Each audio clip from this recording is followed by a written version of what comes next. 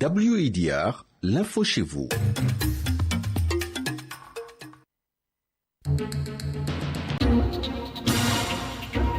WADR,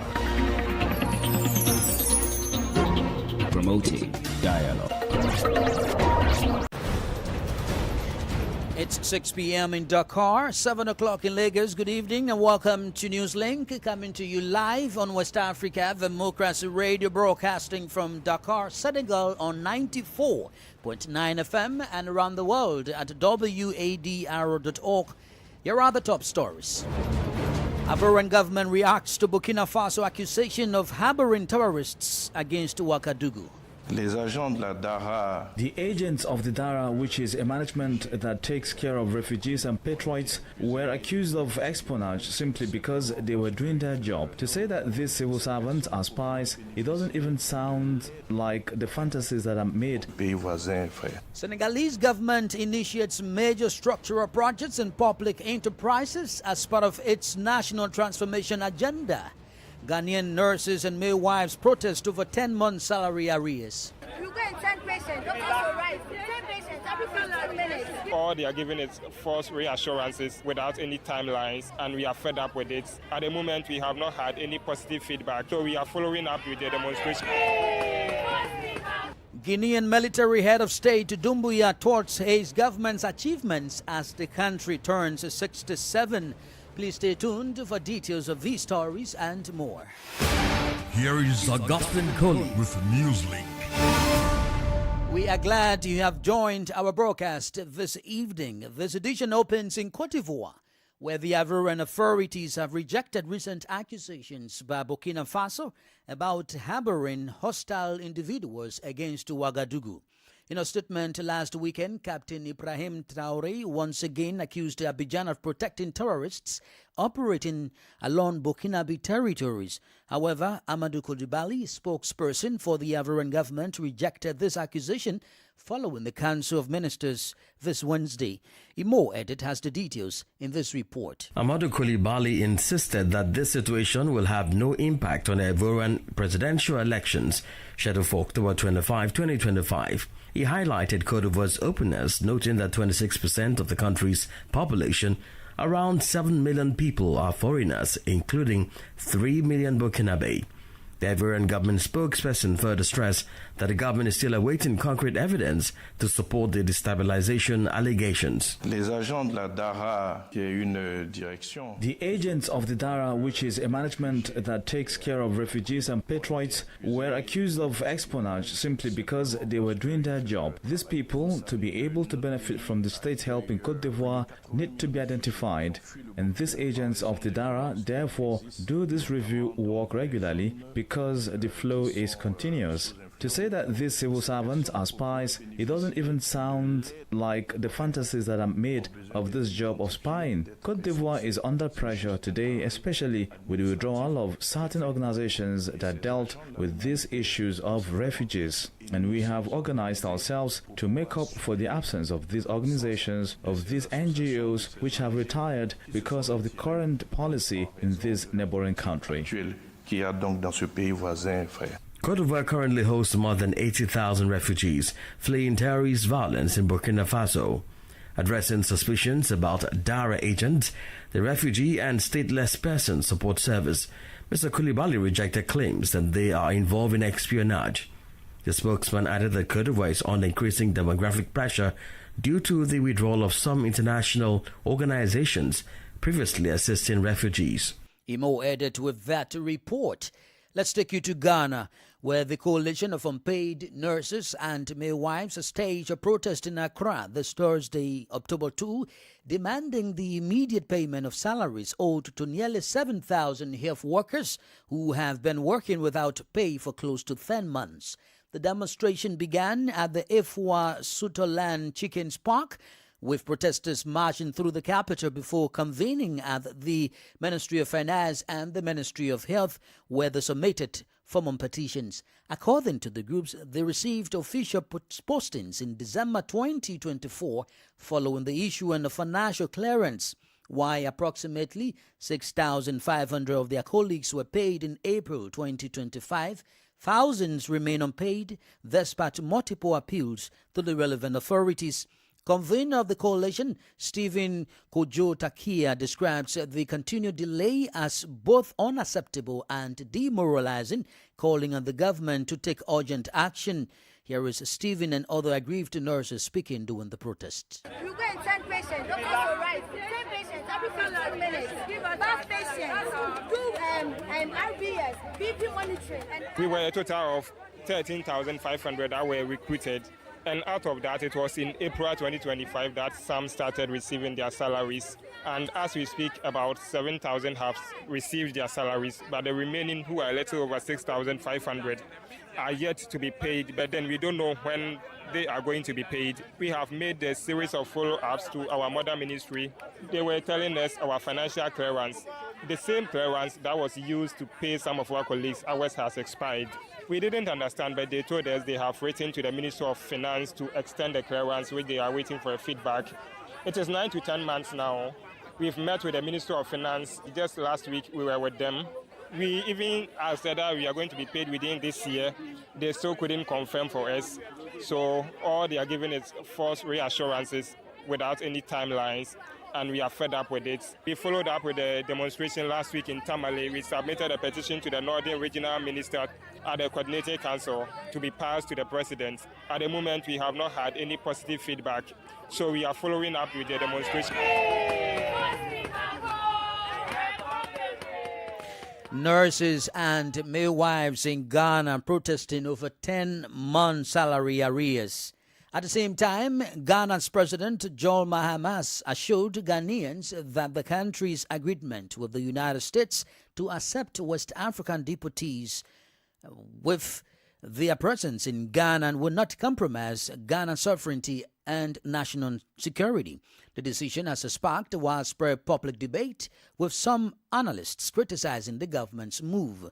However, speaking at the Jubilee House during an address to Ghanaian envoys ahead of their deployment, President Mahama sought to allay concerns. He firmly stated that Ghana will not become a dumping ground for deportees and emphasized that individuals with criminal records would not be accepted. The president also stressed that all agreements reached with the U.S. government have been made in the best interest of the nation. Let me state clearly that this outcome was negotiated in Ghana's best interest. And one of the key points in our negotiation with the U.S. authorities was our agreement to address the issue of overstayers who travel on student visas and others who travel as part of official government delegations. I mean, these are people who go and instead of coming back, they decide to stay. And so they have the record. So when they draw the threshold and you're above it, then they cancel your 5-year visas and bring you to B5, B3. So we give assurances that we'll work with them to make sure that our people are not overstaying. So those of you applying for visas, please, when you go, come back, because you affect everybody else. Let me also emphasize that there was no financial consideration as part of the understanding between Ghana and the United States. I also wish to inform you that negotiations are ongoing with regards to the trade tariffs of 15% and the renewal of AGOA, which was a 0% tariff on African nations. And so those negotiations are still ongoing. I wish to assure my countrymen and women that our understanding with the U.S. does not undermine our sovereignty, security, or stability. Ghana will not, and I repeat, will not become a dumping ground for deportees, nor will we accept individuals with criminal backgrounds. Ghana's President John Dramani Mahama. More stories coming up on West Africa Democracy Radio. Newslink continues. Now, in some political matters, let's focus our attention to Benin, where the Dakar forces for an emerging Benin party, the leading opposition political party, has nominated its two-person candidate for the 2026 presidential election. The Dakar forces for an emerging Benin will be represented in the presidential election by Paul Hunkwe, the party's executive secretary and former minister on Bomni Yaye administration. Sankule Janko has the rest of the details. Following the meeting of the party's executive board on Wednesday, the Dakar force for an emerging Benin officially selected its candidate for the 2026 presidential election. Already expected to represent the party in the presidential election, it was no surprise that Paul Hunkwe, the party's executive secretary, was appointed. a choice that has so far gone unchallenged within the political party. It now remains to be seen who his running mate will be. There will ultimately be no FCBE Democrats political coalition to challenge the running party in the presidential election. The two opposition parties will ultimately not allow to produce a joint presidential candidate. The Democrats, the main opposition party, sponsored by former President Yahya Boni, are still in consultation to designate their candidate. The name will be announced in the coming days. As a reminder, the presidential movement nominated its candidate in early September, Ramul Wadagni, the current Minister of Finance, who is very close to outgoing President Patrice Talon. Along with his running mate, Mariam Chubi Talata Zime, they will be sworn in on October 4th in Parakou, northern Benin.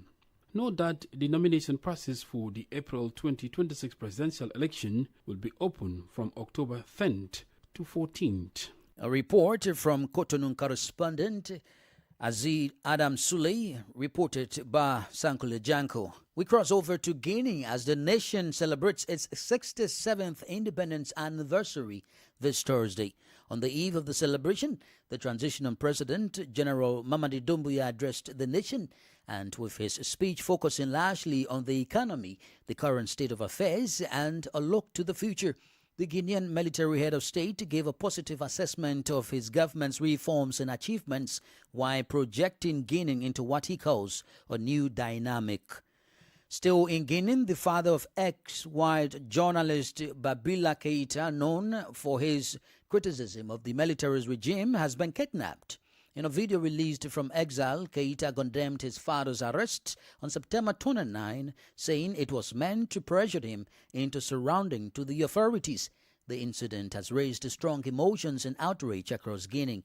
More details with Christopher Aticho. Journalist Babila Keita denounces the kidnapping of his 75-year-old father. He was arrested at his home in the Nzerokure region, surrounded by his family by unidentified armed men, the journalist continues. Babila Keita, known for his critical investigations of the military regime in Conakry, indicates that his father is bearing the brunt of his denunciation and stance against the governance of the military transition in Guinea. My father bears no responsibility of my journalistic work and should under no circumstances suffer the consequences, the journalist stated. While the case has sparked emotion and indignation in the country, the prosecutor's office at the Nzerokure Court of First Instance has announced the opening of a judicial investigation.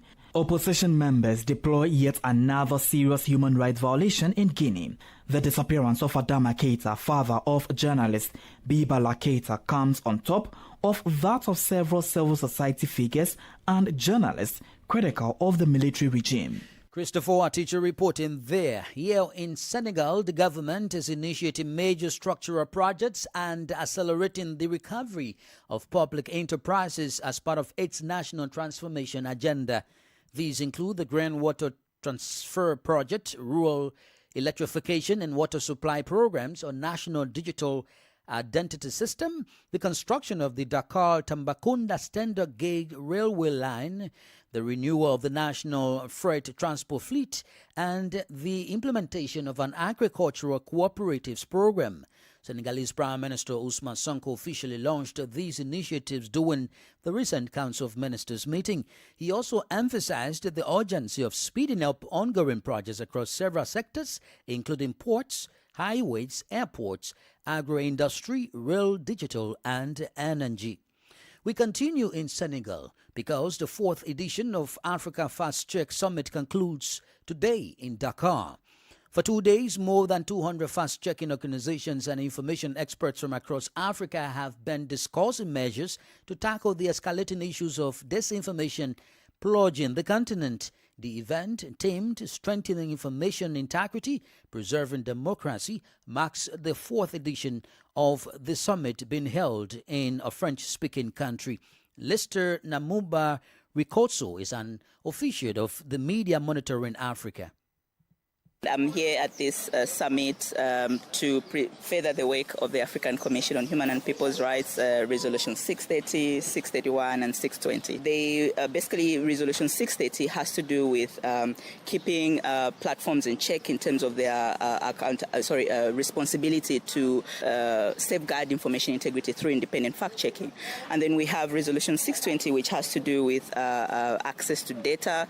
And then we also have Resolution 630, which has to do with public service content. What's the importance and connectedness with the fact-checking summit here today? So for Resolution 630, the connection is direct because this is a fact-checking summit for fact-checkers, and Resolution 630 deals or tries to do with independent fact-checking on platforms. So what we're trying to do with Resolution 630 is going around Africa, getting input from different stakeholders in terms of what should inform these guidelines. And fact-checkers are very integral, to this process because you cannot talk about platform accountability without fact-checking. And we know that right now platforms, even Resolution 680 notes that they've regressed in terms of their duty to safeguard this.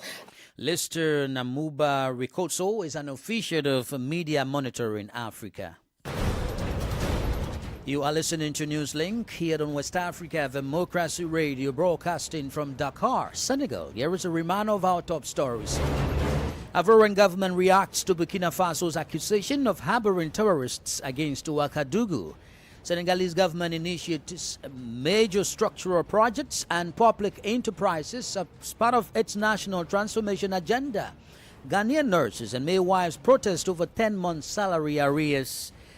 Guinean military head of state Doumbouya touts his government's achievements as the country turns 67. Still ahead, we have guest interview and sports news. Please stay with us. West Africa Democracy Radio. It's you speaking.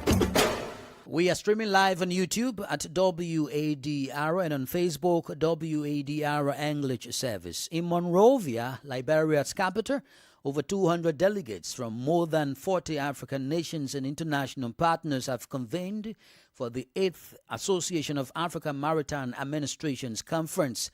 The meeting, which began on Tuesday, runs until Friday on the theme Safeguarding Our Ocean, Promoting Decarbonization in Shipping, and Exploring Africa's Blue Economy Potential.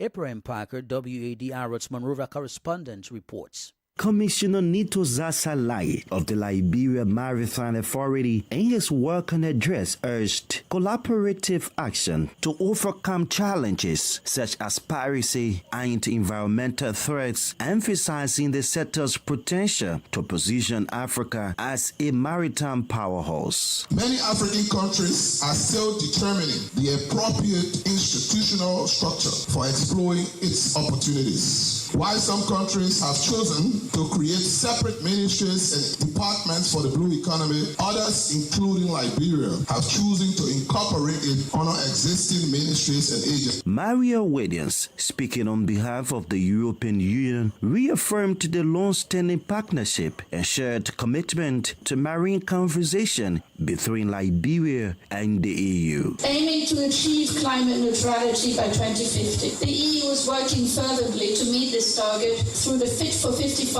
legislative package, which revises and creates new legislation and instruments, including the EU emission trading system and a carbon border adjustment mechanism. Delegates are working to develop frameworks aimed at boosting maritime safety, trade, and investment across the continent, setting the stage for a more sustainable and prosperous African maritime sector. The conference concludes on Friday, October 3, 2025. For Newslink on WADR, Abraham Parker, Monrovia. Politics, analysis on major news, social matters, and all. This is A Guest. For our guest interview segment, let's turn back to Benin, where the Dakar Forces for an Emerging Benin, better known as FCBE, the country's leading opposition party, has unveiled its ticket for the 2026 presidential election. At the forefront is Paul Hunkwe, the party's executive secretary and a former minister on President Boni Yayi. To help us unpack what this nomination means for Benin's political landscape, we are joined by David Morgan Asogba Metonji, a consultant in geopolitics. There is a clear appearance that the candidate has been chosen in a very wise process. But if you have to look at it, when you look at the description of the process through which the candidate should be chosen, made by the political party, you have to understand that it's something that should take time. However, we can see that it did not take that much time for the opposition, after releasing their process, to come out with a selected candidate. So it is a candidate that appears to be known by its peers. Yes, you've just spoken about the candidate, and talking about that, how unified is the opposition around Paul Humbe, and what challenges might arise in maintaining that unity?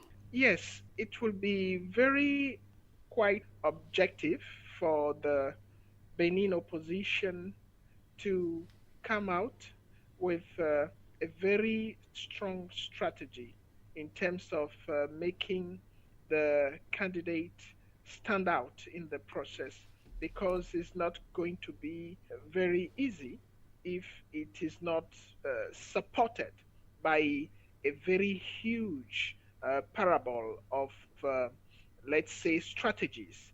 Because when you look at the ruling party choice, not only that the candidate seems to be, let's say, widely appreciated by some key actors of the political environment of the country currently. So I think if the candidate that has been chosen by the opposition is back up with a strategy that will allow the opposition to get some key strategic support, be it officially or officious, from the ruling party's side, it will be quite difficult to get a certain result when it comes to focusing on the power of the political actors. However, the power remains to the people. If their strategy is quite efficient towards the people, it's very clear that we will have to be dealing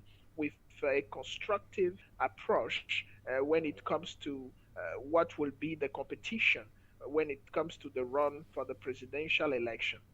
Finally, before I let you go, what are the chances of the opposition, rallying behind Paul Humbe as their candidate in the presidential election? Well, when it comes to the opposition, but in this particular contest, it is not yet what people might be aspiring for. So it makes the whole thing not very clear for the choosing process.